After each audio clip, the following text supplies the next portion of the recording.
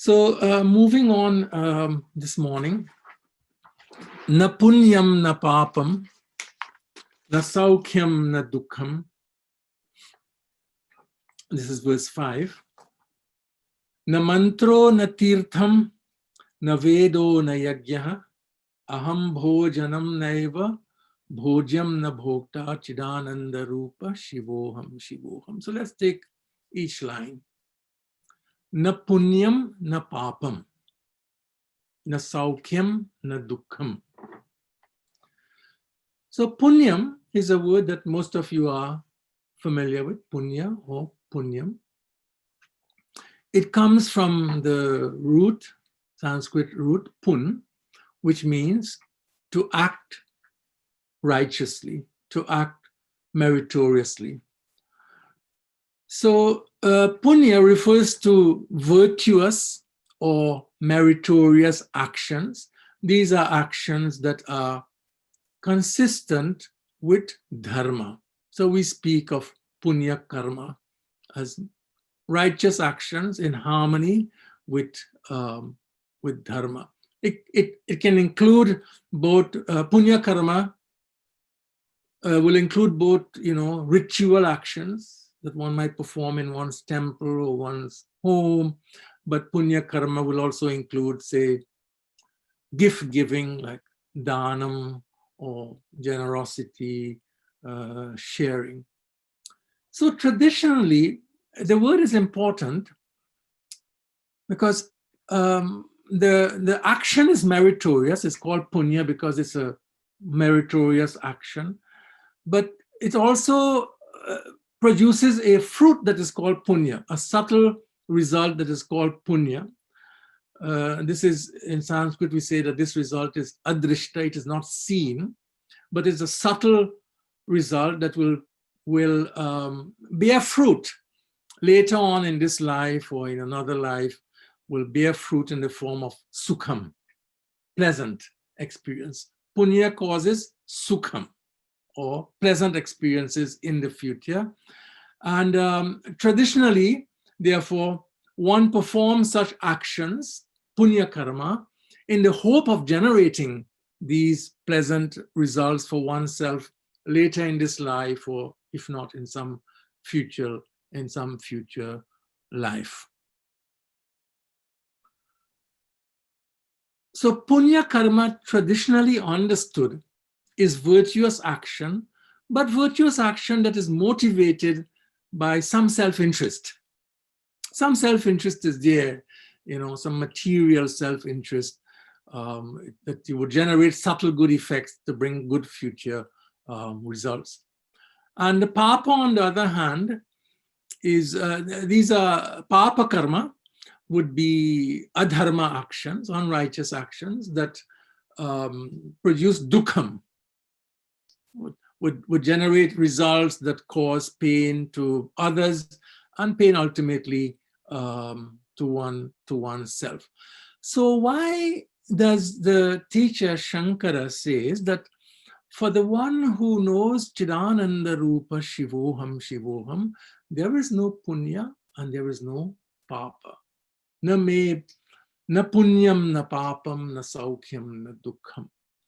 So you may recollect, just step in one moment backwards, that, I said that for the one who knows this about himself or herself, goodness, doing good actions, performing righteous or meritorious actions becomes spontaneous, it becomes natural. Good actions are not performed with the hope of creating personally beneficial results, which would be what punya is meant to do. And similarly, one who knows this does not abstain from unmeritorious actions simply because of the fear of punishment. I don't perform what is virtuous because I'm hoping to be rewarded, and I don't abstain from what is not virtuous because I'm fearful of punishment.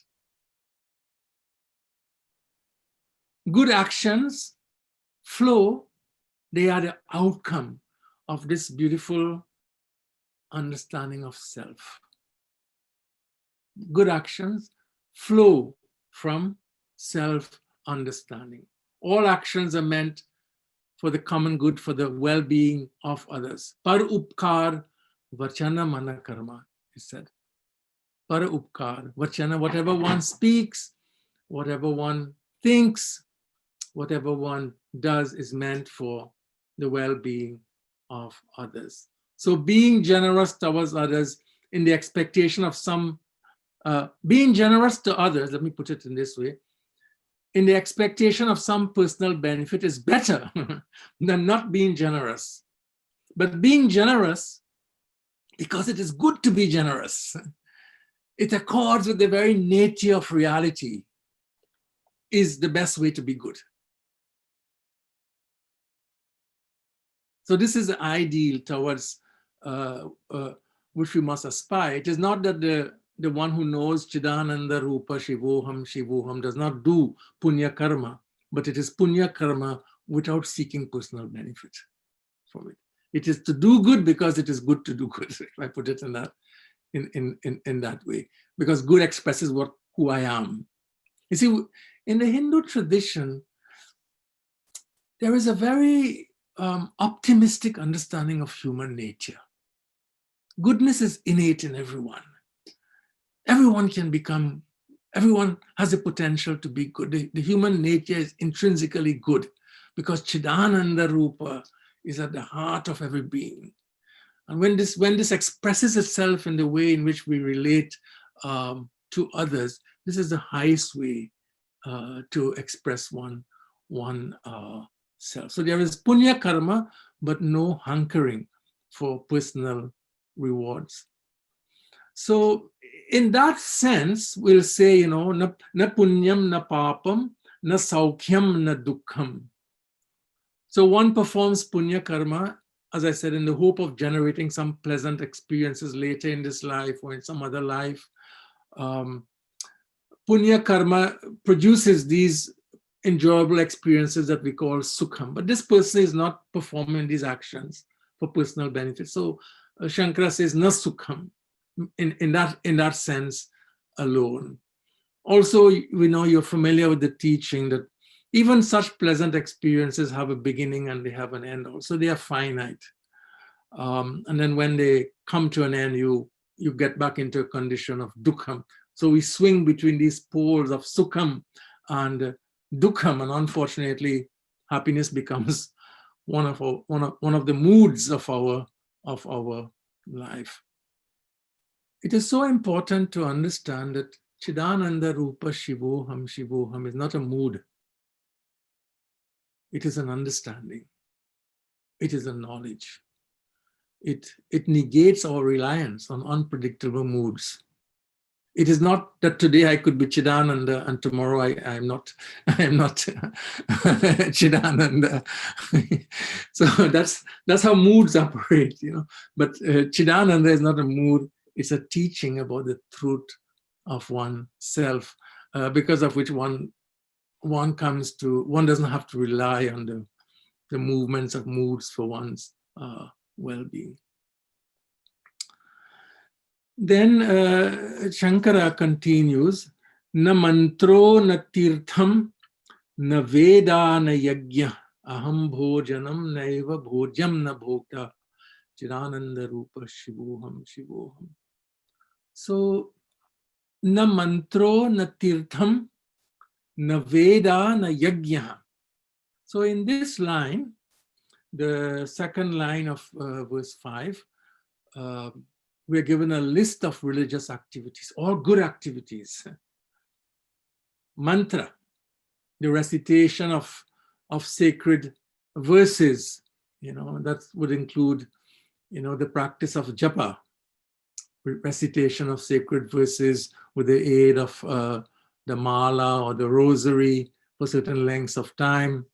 Tirtha are sacred places, sacred locations. We travel, many people travel in India to visit these tirthas, Ganga, the banks of the Ganga Tiram, Varanasi, Tirupati, Rameshwaram, Badrinath. These are all considered to be tirthas. And then na tirtham na Veda. Veda here is Veda Parayana, the recitation of the Veda, the reading of the Veda, and then na yajna. Yajna would be like, rituals like Agnihotra or Homa and so on. All as I said, all important, all good activities. In fact, in Bhagavad Gita, Sri Krishna, there's a verse that almost echoes this verse from Nirvana Shatkam. This is in 18th chapter, verse 5 to 6. Yajna dana tapak karma na tyajyam karyamevatat. That one should not give up, he says, actions like the performance of yajna, like gift giving, dana, religious practice. Na tyajyam karma. One should not give up such actions. Yajno dana tapaschaiva pavanani manishina. Because they're all very helpful for the purification of the mind. Pavanani manishina. But then he adds, Etan yapi tu karmani sangam tyaktva phalani cha. But one should perform them all, these karmani, sangam tyaktva, giving up the thirst for personal rewards, giving up the thirst or the hankering for personal rewards. One should perform them in a spirit of worship, in a spirit of offering to Ishvara. And when they are performed in this spirit of offering to Ishvara, then they purify the mind. Ishvararpitam na ichchaya kritam.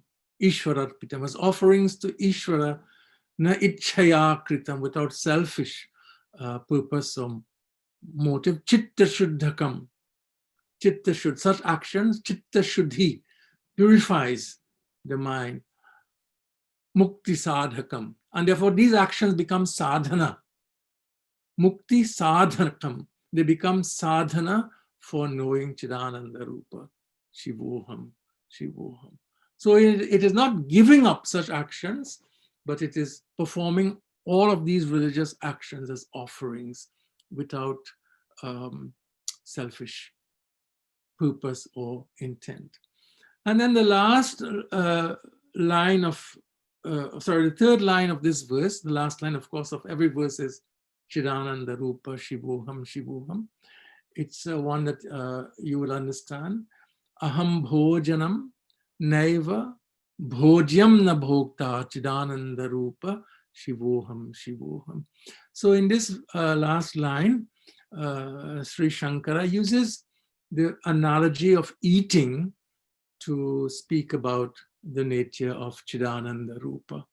So Chidananda is not the object. We've seen that before. Aham bhojanam naiva. Bhojanam is food. The food that we see and we eat and we enjoy. So, when we started to study this, we saw that, Chidananda is the awareness because of which I see every object. So food is also an object. So aham bhojanam naiva. I am not food. Chidananda is not food. Chidananda is not the eater of food. Chidananda is not the bhokta, the eater. Chidananda is not the act of eating, the bhojyam. So aham bhojanam na eva bhojyam na bhokta.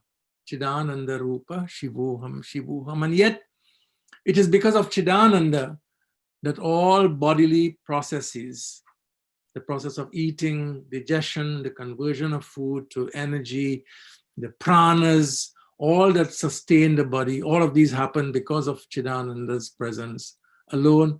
but Chidananda is, of course, free from all of these processes. So you can connect this verse with where we started, Mano Buddhi Hankara Chittani Naham, and so on.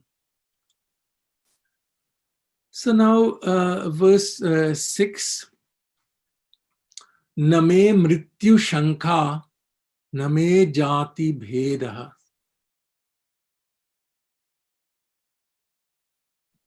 Pita naiva me naiva, Mata na janma, na bandhur na mitram, Gurur naiva shishya, Chidananda Rupa, Shivoham Shivoham.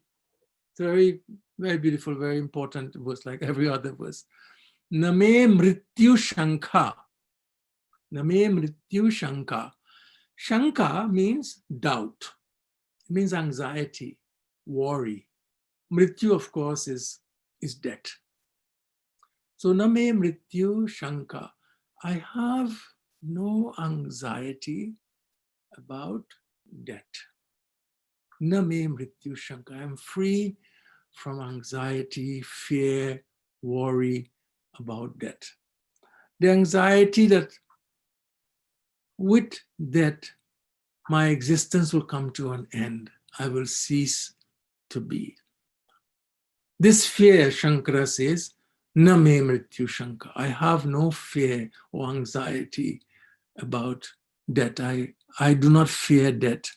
Why? And the next line says, Na janma. Na me mrityu Shanka, na janma. Because Chidananda Rupa has no birth. Na janma. No birth, therefore no death. Death is for that which is born. Jatasya hi dhruvo mrityu.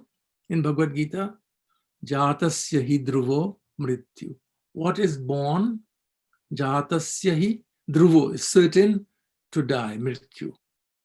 But Chidananda, which is na janma, has no birth, also has no death. Chidananda Atma is not born. Atma has no birth. Birth and death are events in time. One marks the moment of birth, one marks the moment of death. And that's why, we can record. These are events in time, and we can record them on a birth certificate or a death certificate. But for Chidananda Atma, there is no birth, and therefore there is no death. This is very fundamental to the teaching of the Hindu tradition. And there's so many exquisite verses in Bhagavad Gita, especially in the second chapter, that I'm sure many of you will remember, that echo this teaching. Na jayate mriyate va kadachit. That it is never born, na jayate mriyate va, and therefore it never dies. Nayam bhutva bhavita vana bhuya ajo nitya shashvatoyam purano nahanyate hanyamane sharire. It is not born, therefore it does not die. It is not like those things that come into being and then cease to be. It is ajaha, unborn, nitya, eternal, shashvataha, without end. Nahanyate hanyamane sharire. It does not cease to be when the physical body ceases to be. And then, of course, he follows so beautiful, Nainam chindanti shastrani. It can't be cut by weapons. Nainam dahati pavaka. It can't be burnt in fire. Nachainam klerayanti apo. It can't be drowned in waters. Nasoshayati marutaha, or dried in the wind. As we have, studied before, it is the witness, it is the observer of time and change. It is, as we say in Sanskrit, kala traye apitishtati. The three periods of time, past, present, and future, is kala traya apitishtati. It exists, tishtati, in all the three periods of time. Some things which were in the past are no longer in the present. Some things which will come in the future are not now in the present, but Chidananda Atma is Kalatraye Apitishtati. It is present in all three periods of time. So therefore, Name Mrityu Shanka. I have no fear. I have no anxiety about that. Name Jati Bhedaha. Name Mrityu Shanka. Name Jati Bhedaha. Very important. Jati Bhedaha. Jati comes again from Sanskrit, of course. Jati comes from Jata. Jata means birth. Something that is produced is Jata. So from Jata we have Jati. Jati refers to a group or a group identity based on birth, which comes from the fact of one's birth. So a Jati, therefore, is a group to which one belongs on the basis of birth. It's an identity that comes as a consequence of birth. It's a hereditary identity. We speak of it as Jati. And so sometimes Jati is used synonymously with Varna.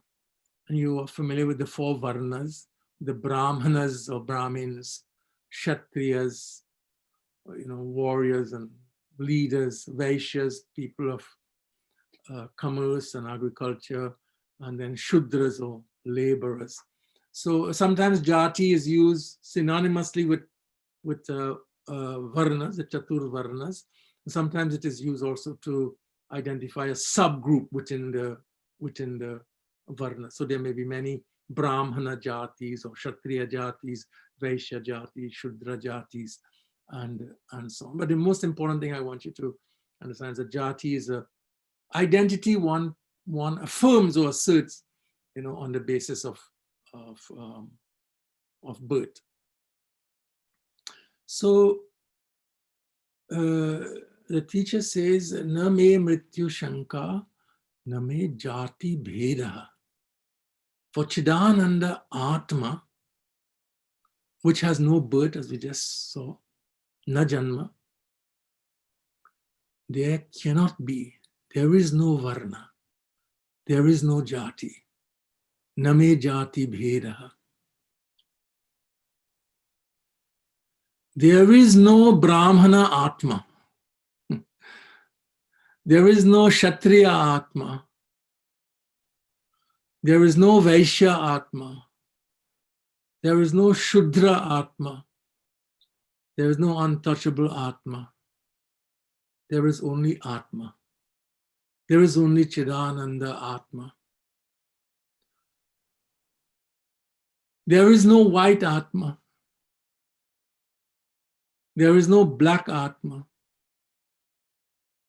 There is no brown Atma. There is no Indian Atma. There is no American Atma. There is no European Atma. There is no Hindu Atma. There is no Muslim Atma. There is no Christian Atma. There is no Jewish Atma. There is no male Atma. There is no female Atma. There is no gay Atma. There is only Chidananda Rupa Atma.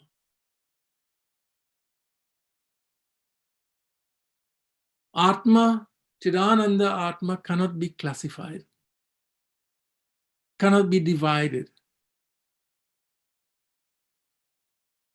This is the highest truth. This is the highest truth. There is no African Atma. There is no Chinese Atma. There is Atma, Chidananda Atma, which is one and identical in every being. So ascribing such divisions. Bheda means divisions, divisions. Dividing people on the basis of such classifications based on birth. Race also is a classification based on birth. Huh? Race is a jati classification. You classify people on basis of birth, on the basis of the color of their skin. So that's also a jati classification, a jati bheda. So ascribing such bhedas, divisions, to Chidananda Atma is, I have to say, the deepest form of avidya. Is one of the deepest forms of ignorance or avidya. We have to root out from our hearts and from our minds. If this tradition teaches anything at all, it is that Chidananda Atma is the one and the same in all beings. And we should not classify human beings. Bheda, we should not construct bhedas, classifications,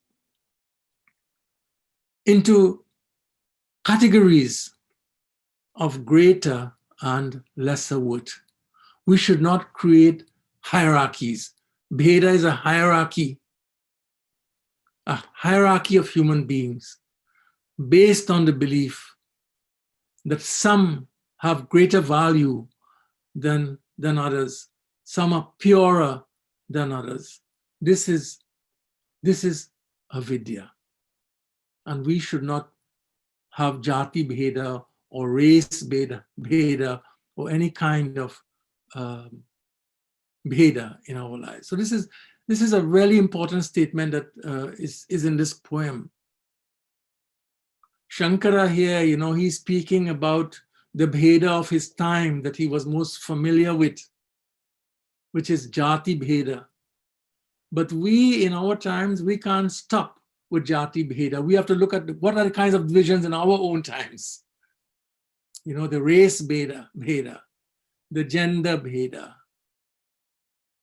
bhedas on the basis of nationalities, and so on and so forth. We have to say no to bhedas of all kinds. No to bhedas of all kinds is what is at the heart of this tradition, this teaching. Na me mrityu shanka, na me jati bheda. I can't emphasize this truth enough, which is the unity of humanity. The positive side of na jati bheda is the unity of all humanity, which is the vision to which this poem calls us. Pita naiva me naiva mata na janma, na bandhur na mitram gurur naiva shishya, Chidananda rupa shivoham shivoham. I will stop here.